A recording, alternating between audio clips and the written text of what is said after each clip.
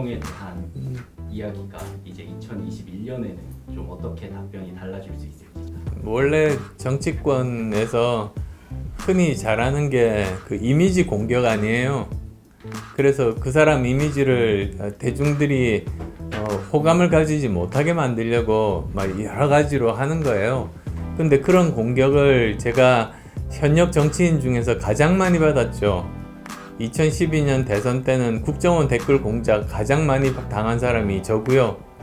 2017년은 드루킹 공작 많이 본 뉴스 한 20위까지 전부 다 저에 대해서 나쁜 뉴스들만 많이 본 뉴스로 올려놓고, 뭐 생각해 보시면 제가 저 의사고 혼자서 독학해서 V3 백신 만든 사람에다가, 그리고 저 벤처기업 경영에서 성공한 경영자이고, 그 다음에 또 서울대학교 교수 겸 대학 원장이고 저 미국에서 학교 나왔고, 제가 초등이면은 뭐 어떤 분이 그 말씀하셨는지는 모르겠지만 뭐 거의 젖먹이 수준의 분이 저보고 그런 것 같아요. V3 하면은 이제 안 후보님께서 만드신 프로그램 예. 생각이 나고, 그다음에 스포츠 쪽에서는 보통 세 번째 이기는 거를. 아이 그럼요. 예.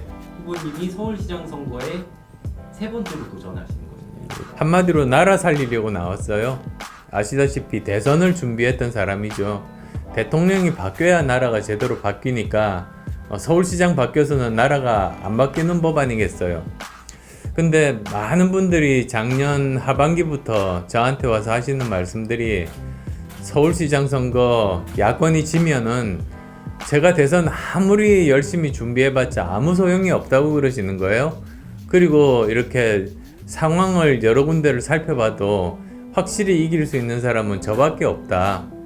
그렇게 설득을 여러분들이 하셨었습니다.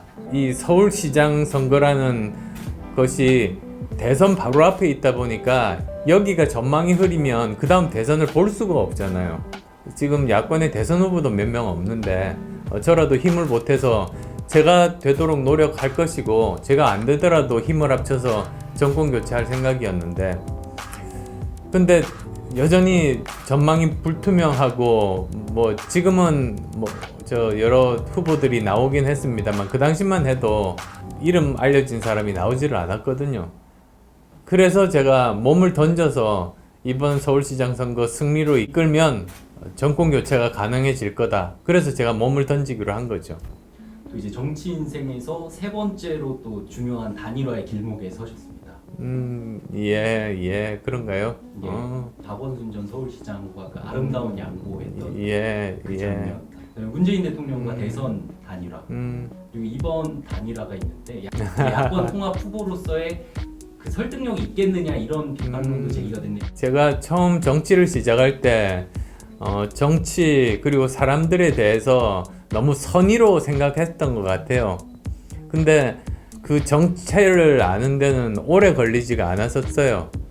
사실 뭐 정치를 시작하면서 그렇게 단일화했던 것은 2012년 대선 한 번이었었는데, 뭐 그렇게 도와준 사람에 대해서 오히려 책임을 덮어 씌우고, 안 도와줘서 졌다? 전 세계 정치사에서 안 도와줘서 진 후보 같으면 그건 자격이 없는 사람 아니에요? 도대체 도움이 필요한 게 그게 후보 선출의 자격이 됩니까, 사실?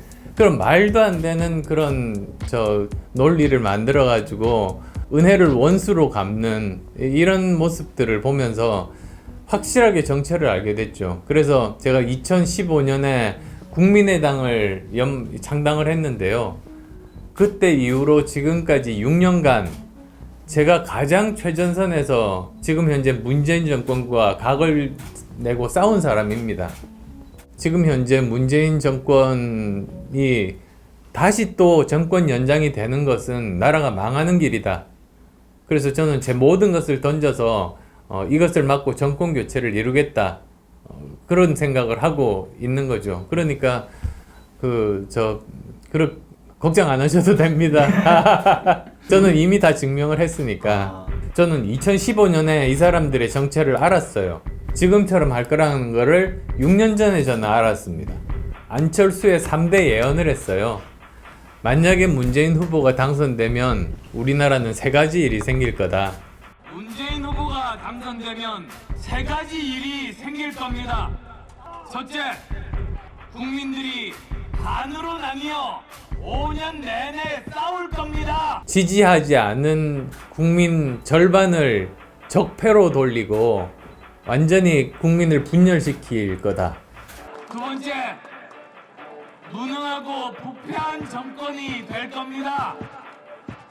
정부가 정말 아무것도 해결도 못하고 부패가 더 심해질 거다. 그 다음 또 세 번째로는 세상 돌아가는 걸 모르니까 세계에서 가장 뒤떨어진 나라가 될 거라고 했었어요. 세 번째, 이제 우리나라 미래로 가지 못하고 과거로 후퇴하게 됩니다. 그 사실은 이미 다들 알고 있다고 생각했던 거예요. 근데 갑자기 그 동영상이 돌아다니면서 안철수의 3대 예언이라고 막 실검까지 오르는 걸 보고 제가 그때 깨달았어요. 사람들이 그걸 몰랐던 거예요. 저는 2015년에 알았던 거를.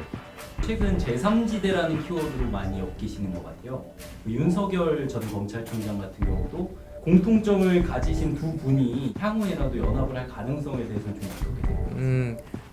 저는 그분이 야권에서 정치에 안착하는 거를 도와드리고 정권 교체 역할을 하실 수 있도록 제 모든 경험을 동원해서 그분을 도울 생각이에요. 왜 그러냐면 삼지대라고 부를 수는 없는 것이요. 저나 윤 총장이나 똑같은 생각은요. 옳은 건 옳고 틀린 건 틀린 거라는 생각이에요. 우리나라 정치의 가장 큰 문제점은 판단 기준이 옳고 그르고가 아닙니다. 우리 편이냐 아니냐만 보고 판단해요. 그래서 우리 편이면 그 살인자도 보호해야 되고 상대방이면 이순신 장군이나 세종대왕도 적폐인 거예요. 이런 말도 안 되는 정치 구조에 대해서 저나 윤석열 총장의 공통점이라고 하면 아니 저 틀린 건 틀린 거지. 그래서 박근혜 정부에서도 잘못된 건 잘못됐다고 이야기하고 그리고 또 문재인 정부 같은 정부는 본 적이 없어요. 옛날에 김대중 정부 그리고 노무현 정부는 그래도 분류를 할 때 진보 정부라고 그렇게 분류를 했는데 지금 문재인 정부는 퇴보 정부로 분류해야 된다. 국민의힘이 제대로 비판 못할 때 거의 저 혼자 조목조목 논리적으로 조목조목 이런 점들 잘못했고 이렇게 고쳐야 되고 그걸 지난 1년 내내 했던 거죠. 제가 서울시장 선거 왜 나왔겠어요? 정권 교체하려고 나왔어요. 그러니까 제가 야권 단일 후보가 되고 서울시장 선거에서 당선되면 제가 할 최우선 순위는 야권 통합입니다. 반문 빅텐트를 구성하시고 반문이라고 부를 수도 없어요. 오히려 저 반문이라고 부르면 누구를 반대하는 건데 오히려 상식과 정의와 공정 그리고 민주주의, 법치주의, 자유시장 경제를 믿는 사람들 모임인 거지. 그게 왜 반문 모임이에요? 그렇게 반문하고 싶어요? 그러니까 더 큰 2번, 정권 교체가 가능한 2번을 만들고 싶어요. 그래서 지금 국민의힘, 국민의당, 그리고 윤석열 전 총장, 그리고 그 위에도 또 많은 분들이 있을 수 있잖아요. 최재형 감사 원장도 어떤 생각이신지는 모르겠습니다만 여러 정의감을 가지고 있는 많은 분들을 이렇게 함께 커다란 통합을 해서 큰 2번이라고 말한 게 그겁니다. 덩치만 큰 게 아니라 정권 교체가 가능한 2번. 어떻게 보면 목표가 2번이 아니죠. 1번 만드는 거지. 사실 1번 만드는 게 제 목표입니다.